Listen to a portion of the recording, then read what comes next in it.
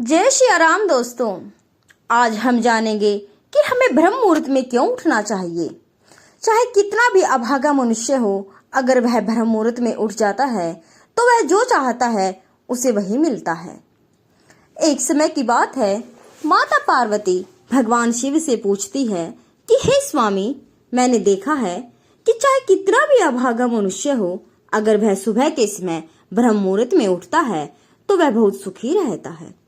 प्रभु, ऐसा क्यों है? मुझे ब्रह्म मुहूर्त का रहस्य बताइए।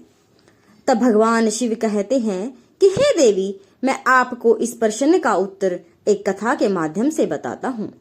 कृपा आप उस कथा को ध्यानपूर्वक सुनना, और जो भी मनुष्य इस कथा को पूरा सुनेगा वह कभी भी इस अवसर को अपने हाथों से नहीं जाने देगा। ब्रह्म मुहूर्त का रहस्य जानकर पूरा जीवन बदल जाएगा। भगवान शिव कथा को सुनाना प्रारंभ करते हैं और माता पार्वती से कहते हैं कि बहुत समय पहले की बात है, काशी में दीनू नाम का एक लड़का रहता था। वह लड़का बहुत ही अच्छा था, लेकिन उसमें एक गलत आदत थी। वह देर तक सोता रहता था। सुबह उसे जगाने के लिए उसके घर वाले बहुत प्रयास करते, परंतु वह रोजाना सुबह देर से ही उठता था। वह लड़का कभी 9 बजे से पहले नहीं उठता। जब वह लड़का, तब परिवार वालों ने सोचा जब यह बड़ा हो जाएगा उसकी आदत में सुधार हो जाएगा। परंतु वह लड़का जैसे जैसे बड़ा होता गया उसकी वह आदत और भी खराब होती चली गई। दुनिया इधर से उधर हो सकती थी, लेकिन वह लड़का कभी भी जल्दी नहीं उठता। उसके पिता उसकी इस आदत से बहुत ही परेशान थे। उस लड़के को ढेरों नकारात्मक शक्तियों ने घेर लिया था। वह सभी को पलटकर जवाब देता था, दिन भर उदास रहता था। इसका असर उसके स्वास्थ्य पर भी पड़ रहा था। जब उस लड़के को यह पता लगा कि उसके सारे मित्र सफलता को प्राप्त कर चुके हैं, तब वह और भी ज्यादा चिंतित हो गया और ईश्वर को कोसने लगा। वह बार बार यही कहता कि मेरी किस्मत ही खराब है। परंतु उसके पिता अच्छी तरह से जानते थे कि उस लड़के के असफल होने के पीछे क्या कारण है। फिर भगवान शिव कहते हैं कि हे देवी, फिर एक दिन की बात है, उसके पिता को किसी सन्यासी के बारे में पता चला। उसने तुरंत अपने बेटे की समस्या को लेकर उस सन्यासी के पास जाने का निर्णय लिया। सन्यासी को बेटे की आदतों के बारे में बताया और सन्यासी ने कहा कि कल आप अपने बेटे को इस आश्रम में आने को कहिए। फिर उस लड़के के पिता अपने घर की ओर चला गया। उस पता था कि अगर वह सीधे तरीके से अपने बेटे को सन्यासी से मिलने के लिए कहेगा तो वो कभी नहीं तैयार होगा। उसने अपने बेटे को अपने पास बुलाया और कहा, तुम्हारे सारे मित्र जीवन में सफलता प्राप्त कर चुके हैं, क्या तुम सफल नहीं होना चाहते हो? लड़के ने उत्तर दिया कि पिताजी, मैं तो सफल होना चाहता हूँ, परंतु जब मैं अपने मित्रों से उनकी सफलता का रहस्य पूछता हूँ तो वह मुझे कुछ नहीं बताते। भगवान शिव फिर बताते हैं कि हे देवी, फिर उसके पिता ने कहा कि मुझे इस रहस्य का पता चल गया है कि वह सभी क्यों सफल होते जा रहे हैं। तब उस लड़के ने बड़ी उत्सुकता से पूछा कि क्या पता चल गया है पिताजी आपको? कृपया आप मुझे भी बताइए। उसके पिता ने कहा कि कल सुबह तुम्हें एक सन्यासी के आश्रम में जाकर उनसे मिलना है। यदि तुम वहां पर समय से पहुंच गए तो वह सन्यासी तुम्हें ऐसा मंत्र बताएंगे जिससे तुम सफल हो जाओगे।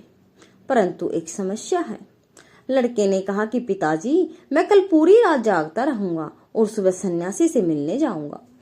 उसके पिता ने कहा कि ठीक है, तुम वहां जाकर उस सन्यासी की आज्ञा को मानना। पिता की बात सुनकर वह लड़का बहुत अधिक खुश हुआ।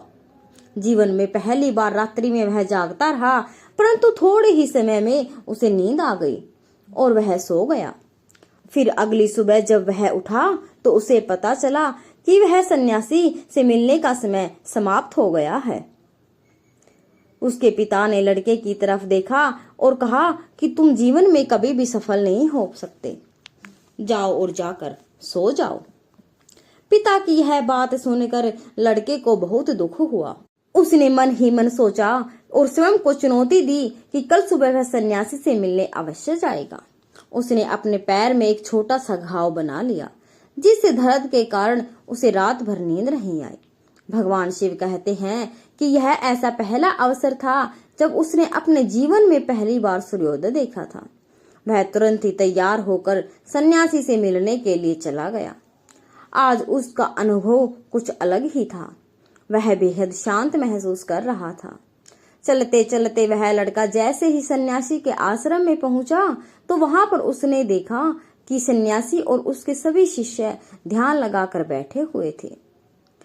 फिर भगवान शिव कहते हैं कि हे देवी, फिर जब ध्यान का समय समाप्त हुआ तब लड़का उस सन्यासी के पास पहुंचा और उन्हें प्रणाम करते हुए बोला कि आपके पास कोई ऐसा मंत्र है जिससे मैं सफल हो सकता हूँ?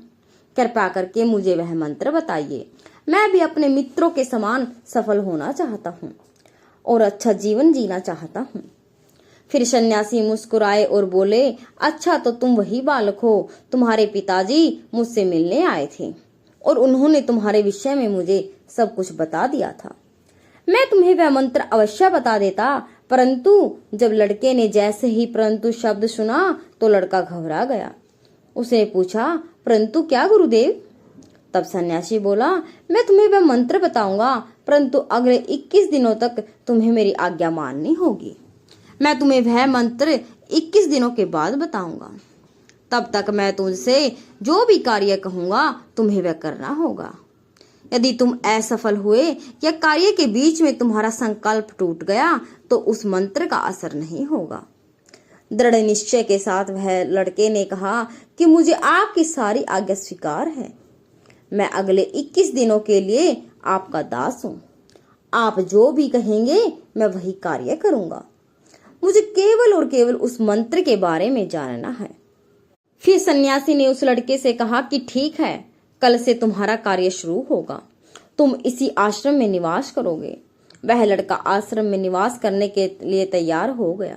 सन्यासी ने कहा कि यहाँ रहते हुए तुम्हें ब्रह्म मुहूर्त में उठना होगा और दूसरे शिष्यों की तरह ध्यान और तप करना होगा। साथ ही आश्रम के कार्यों में सहायता करनी होगी। ध्यान रहे, यह संकल्प टूटना नहीं चाहिए। अब लड़का सन्यासी की बात से अवगत हो गया और उससे सहमत हो गया और अगले दिन से उसके कार्य के दिन की शुरुआत थी। इस बार उसने दृढ़ निश्चय किया, परंतु 1 सप्ताह बीतने के पश्चात ही उसका संकल्प टूट गया और वह 8वें दिन देर तक सोता रहा। जब वह नींद से जागा तो उसने कहा कि मुझसे कितनी बड़ी भूल हो गई। वह रोते हुए सन्यासी के पास पहुंचा और कहने लगा कि हे गुरुदेव, मेरा संकल्प टूट गया। अब मैं जीवन में कभी सफल नहीं हो पाऊंगा। सन्यासी ने उसे समझाते हुए कहा कि एक बार फिर से शुरुआत करो, फिर से संकल्प करो। फिर लड़के ने सन्यासी से पूछा कि सुबह उठना इतना आवश्यक क्यों होता है और यहाँ पर सभी लोग इतनी जल्दी क्यों उठ जाते हैं। तब सन्यासी ने लड़के को समझाते हुए कहा कि सुबह यानी ब्रह्म मुहूर्त में उठने के पीछे बहुत बड़ा विज्ञान छुपा हुआ है। लड़के ने कहा कि कृपा मुझे इस विज्ञान के बारे में बताने की कृपा करें। ने कहा कि रात्रि को 4 पहर में बांटा गया है। पहला काल जिसका समय 6 बजे से लेकर 9 बजे तक होता है। दूसरा राक्षस काल जिसका समय रात्रि 9 बजे से 12 बजे तक होता है। तीसरा गंधर्व काल जिसका समय रात्रि 12 बजे से 3 बजे तक होता है और सबसे अंत में जो पहर आता है उसे मनोहर काल कहते हैं। इस समय को ब्रह्म मुहूर्त या अमृत बेला के नाम से भी जाना जाता है। इसका समय भोर 3 बजे से सुबह 6 बजे तक होता है। यह वह समय होता है जो पूरे संसार की नकारात्मक शक्तियां निष्क्रिय अवस्था में होती है और सकारात्मक शक्तियां सक्रिय होती हैं। ब्रह्म मुहूर्त अर्थात देव मुहूर्त। ब्रह्म मुहूर्त का अर्थ देवताओं का समय होता है। भगवान शिव बताते हैं कि वह सन्यासी आगे कहता है कि इस समय देवता धरती पर विचरण कर रहे होते हैं और जागृत मनुष्य पर बड़ा ही सकारात्मक प्रभाव पड़ता है।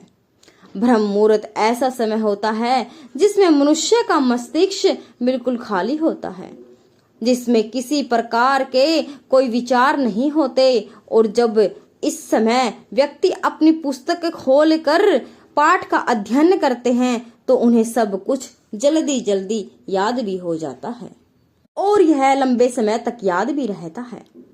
यह ऐसा समय है जिसमें हम ज्ञान को समझने का प्रयास करते हैं। इस कारण आश्रम के सभी शिष्य और संसार में बहुत से ज्ञानी लोग ब्रह्म मुहूर्त में ही उठ जाते हैं। प्राचीन काल में रोशनी का स्रोत न होने के कारण भी लोग अपने दिन का समापन सूर्यास्त के साथ और आरंभ सूर्योदय के साथ करते थे। यह एक तरीका है जिससे मानव जीवन प्रकृति के साथ तालमेल बनाकर चलता है। फिर उस लड़के ने कहा कि ठीक है, मैं कल से अपना संकल्प फिर से शुरू करता हूँ, परंतु ब्रह्म मुहूर्त में उठकर मुझे क्या क्या करना चाहिए।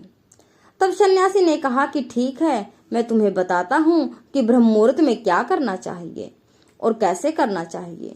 सबसे पहले उठकर धरती माता पर पांव रखने से पहले धरती माता को प्रणाम करना चाहिए और अपनी दोनों हथेलियों को देखना चाहिए और ईश्वर को धन्यवाद देना चाहिए कि उन्होंने तुम्हें आज का सूर्योदय देखने का अवसर दिया है। इसके बाद नित्य कर्म और स्नान करने से शरीर की ही नहीं बल्कि मन की शुद्धता भी बढ़ती है। स्नान करने के पश्चात ध्यान की प्रक्रिया होती है। ब्रह्म मुहूर्त में ध्यान की अवधि 21 दिन तक होती है। इस विधि का उपयोग तब तक किया जाता है जब आप अपनी कोई मनोकामना पूर्ति करना चाहते हैं। यह ऐसा समय होता है जब व्यक्ति अपने आज्ञा चक्र को सक्रिय करने पर काम करते हैं। आगे वह सन्यासी बताता है कि आज्ञा चक्र दोनों बाहों के बीच में होता है। यह संकल्प का स्थान भी कहा जाता है। अगर इस चक्र पर ध्यान केंद्रित किया जाए और अपनी मनोकामना को बार बार दोहराया जाए तो मात्र 21 दिनों में भीतर ही मनोकामना पूरी हो जाती है। अगर आपके मन में कोई अधूरी मनोकामना है और आप उसे पूरी करना चाहते हैं, तब उसे सबसे पहले उस मनोकामना का स्पष्टीकरण करें। आपको क्या चाहिए यह निर्णय अवश्य कर लें। इसके बाद ध्यान की विधि को शुरू करें। ब्रह्म मुहूर्त में स्नान के बाद एक ऐसा स्थान चुनें जहां पर वायु का प्रवेश हो। ध्यान में शुद्ध प्राणवायु का होना आवश्यक होता है। ध्यान की मुद्रा में रीढ़ की हड्डी सीधी होनी चाहिए, साथ ही गर्दन की भी सीधी होनी चाहिए। सुखासन की अवस्था में दोनों हाथों को घुटनों पर रखकर आंखें बंद कर बैठ जाएं। हाथों की मुट्ठी को बंद कर ले और 2-3 मिनट तक बिल्कुल शांत हो जाए। जब आपका शरीर स्थिर हो जाए और श्वास भी शांत हो जाए, उसके बाद अपना सारा ध्यान आज्ञा चक्र पर लगाएं। इस दौरान लंबी गहरी सांसें ले, सांसों को रोक कर रखें। इस समय आप अपनी इच्छा को मन ही मन दोहराएं और अपने मन से इष्ट देव और देवी देवताओं और गुरुजनों का चिंतन करें। उस सन्यासी ने कहा, जब सांस को रोकना कठिन हो जाए तब धीरे धीरे सांस को बाहर की ओर छोड़ो। सांस को नाक से भरे और मुंह से बाहर छोड़े। इस प्रक्रिया को 3 से 4 बार प्रतिदिन दोहराएं। ऐसा प्रतिदिन करने से आपकी जो मनोकामना है वह अवचेतन मन तक अवश्य पहुंच जाएगी और इच्छा पूर्ति होगी। आज्ञा चक्र सक्रिय होता है और हमारी आज्ञा को पूरा करता है। सांस को रोक कर रखने के दौरान शरीर में आपातकाल की स्थिति हो जाती है, जिससे कि आप बेकार की बातें सोचने और विचार करने से बचते हैं। ब्रह्म मुहूर्त के समय ईश्वर की विशेष कृपा होती है और कोई भी व्यक्ति अपनी मनोकामना को इस समय दोहराता है तो उसकी इच्छा जल्द ही पूरी हो जाती है। इस प्रकार उस सन्यासी ने उस लड़के को ब्रह्म मुहूर्त का महत्व बताया। अगले 21 दिनों तक उस लड़के ने बड़े ही मन के साथ इस प्रक्रिया को अपनाया। अब वह बहुत ही ज्यादा अनुशासित और शांत स्वभाव का बन चुका था। उस लड़के ने जैसे ही अपना संकल्प पूरा कर लिया, उसके बाद वह लड़का बड़े ही प्रसन्न भाव से सन्यासी के पास पहुंचा और कहने लगा, हे गुरुदेव, मैंने 21 दिनों का संकल्प पूरा कर लिया। अब कृपा करके मुझे सफल होने का मंत्र बताइए। तब उस सन्यासी ने मुस्कुराते हुए कहा कि पिछले 21 दिनों में जो अभ्यास तुम करते हुए आ रहे हो वही तुम्हारी सफलता का मंत्र है। जो व्यक्ति ब्रह्म मुहूर्त में उठकर ध्यान प्रक्रिया को सही से करते हैं वह जीवन में कभी असफल नहीं हो सकते। तुम्हें ब्रह्म मुहूर्त का रहस्य पता चल चुका है। अब तुम इसे अपने जीवन में अपना लो। तुम्हें जीवन के लक्ष्य और सफलता दोनों प्राप्त होंगे। उस लड़के ने सन्यासी को धन्यवाद दिया और ब्रह्म मुहूर्त के नियमों का पालन जीवन पर्यंत करने का वादा किया। फिर भगवान शिव कहते हैं कि हे देवी, अब तो आपको भी ब्रह्म मुहूर्त के महत्व का पता चल गया है। तब माता पार्वती कहती है कि हे प्रभु, मुझे ब्रह्म मुहूर्त के महत्व का संपूर्ण पता चल गया है। इतना कहकर माता पार्वती भगवान शिव को प्रणाम करती है। तो दोस्तों, अगर आपको यह वीडियो पसंद आए तो चैनल को सब्सक्राइब और वीडियो को लाइक जरूर करें। जय सिया राम।